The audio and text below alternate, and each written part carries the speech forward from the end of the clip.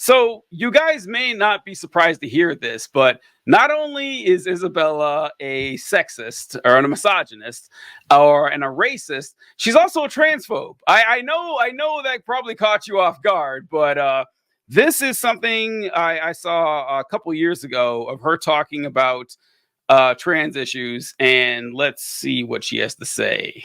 Transgender are clearly severely mentally ill, and you see a woman that's severely mentally ill, like in Nashville, getting pumped with testosterone, probably not a good mix, as we saw. And with especially also another factor is the media hyping up this so-called trans, which I wish was happening. No. It's not. No. So disavow, by the way. I'm kidding.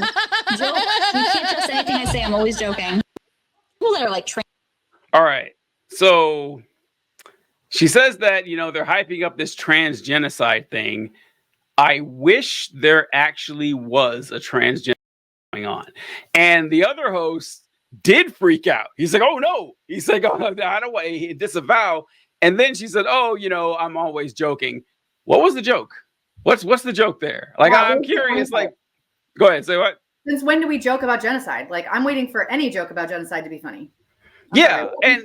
And what's the structure of the joke? Like, what's the punchline? Like, actually, genocide is funny. I don't really understand it at all. She's constantly. I watched a lot of her footage, and like I said when we were talking about how she looked over her husband, she is constantly like testing her own peer group and the people around her for like, do you guys want me to go a little further? So I think that that's a good example of exactly what we saw in the last video where she was checking her husband. She doesn't know. I don't think Isabella knows how far they want her to take anything. And I don't think they know either. They want it to continue as long as she's continuing to get these interviews or people are continuing to watch. But she does not know what she's saying. She's just saying stuff and then looking around and reading the room. And the room is full of, like her people. And those are the people who vote on whether or not she's proud of what she says. And I can tell you that just from like watching her communicate. What is the dynamic that you picked up from her and her husband specifically? Like what do you think is going on there? Because it's pretty weird. Yeah. There were some moments that I thought that they like seemed normal. I planned on after today's episode actually trying to research Josiah and Josiah's family more, because what it looks like to me is if I had to bet, I know nothing about them. So if I'm right, I'm going to be very happy. But I'm going to go out on a limb here and say that Josiah comes from a very large and powerful fundamental family. And I think that Josiah is probably just like her. I don't think that even Josiah is like the one really encouraging her or influencing her. I think it's his, if I had to guess, his family. Just based on some of the things that she said about her life and her family. But I think that he sucks. I'm careful. I'm trying to be careful here, but I maintain what I said earlier. Like everything about their relationship looks abusive to me. And that's weird. Even when I say it just now, I'm like, dang, because she is so... you can tell she's got a big personality too. So I do wonder about Josiah as well. And I really can't like put my finger on like how or what Isabella could be doing in this dynamic. What's feeding there, but there's a lot of weirdness between the both of them. And also I don't know their ages. But for somebody who sits there and preaches that her man needs to lead her a lot, if you watch any of her content with him when they're not like at the microphone, like specifically talking to their audience, when they're just having like these more like intimate moments, I think between themselves or the people around them, like she's daddy. She's given daddy to me. So it doesn't, the only moments where I see her, really like meet what I think is the correct criteria for a meek and mild wife are in those moments where she's speaking and preaching at their listeners and she's checking over to him. Is that good? So I bet there's like a brother or dad or something like that Isabella's really head over heels for, something that's like, telling them both what to do and how to make this look right and sound right and feel right or whatever. I'm not saying that she loves her husband that much. So I kind of have a similar vibe because I think her relationship with her husband is an act. I think it's an act. I'm fairly certain of it. And I have a couple of videos where I think, because there's a video, let me see, make sure it's the right one. This is an interaction when they're talking about something they disagree on, and he puts her in her place. So let's check this out here. I'm gonna make sure it's the right one. How do you respect a man who's gonna go cry on stage about you? He didn't cry. His voice cracked. He was getting emotional. Okay, maybe if I'm that being was too me, harsh. that means you cheat on me? No. That means you're cheating? No. Shut up. You're so stupid. That is ridiculous. No, soft. quiet. He was getting emotional.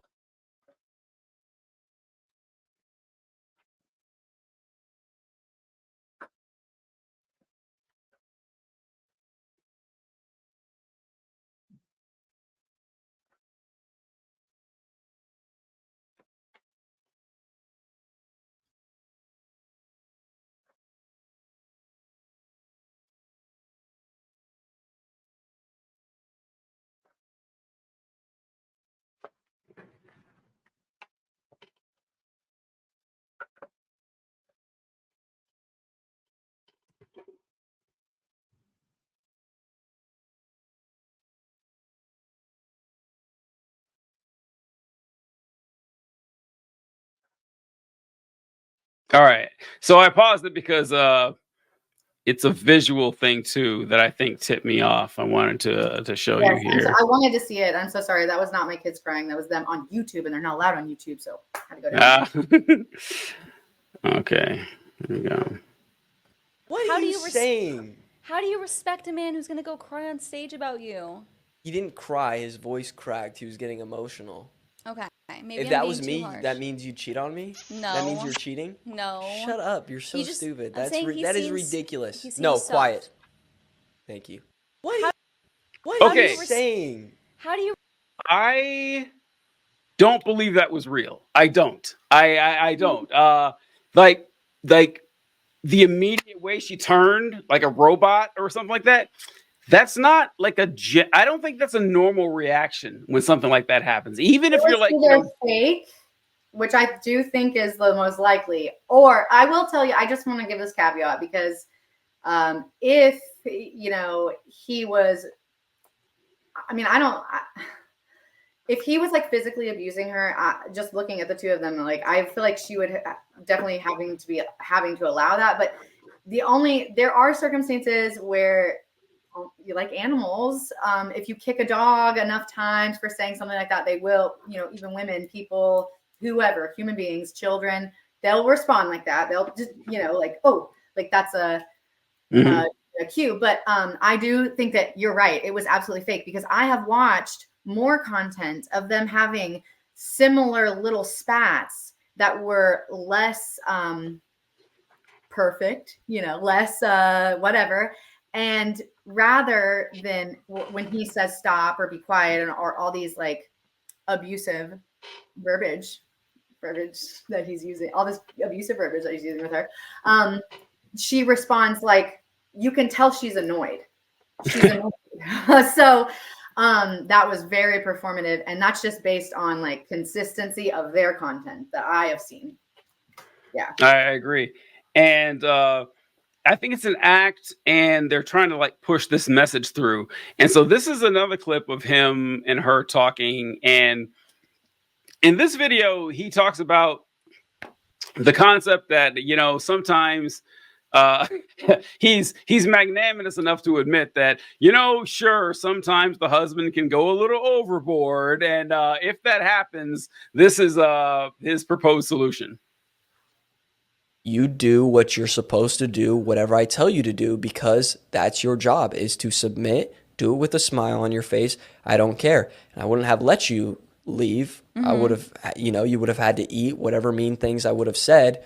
And then the job would have got done. And then afterwards, after the cooling down process, I would have, repented to God and smoothed things over with you for the sinful behavior. That's how things would have went down. I wouldn't.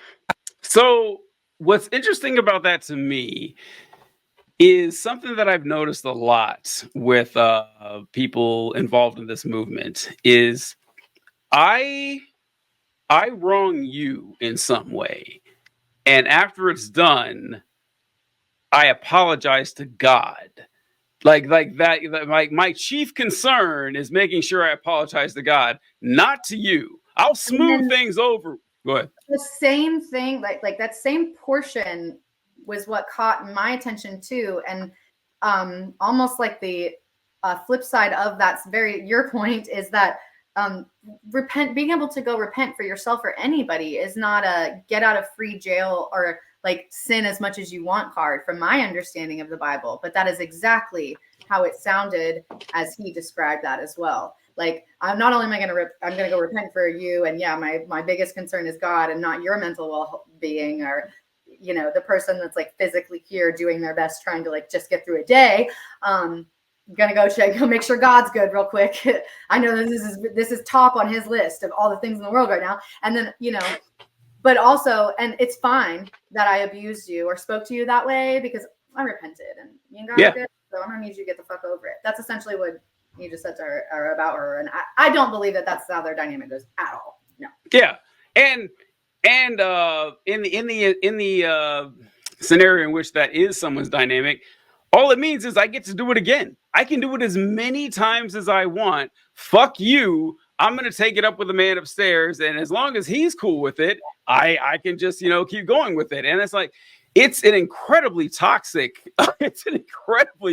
relationship.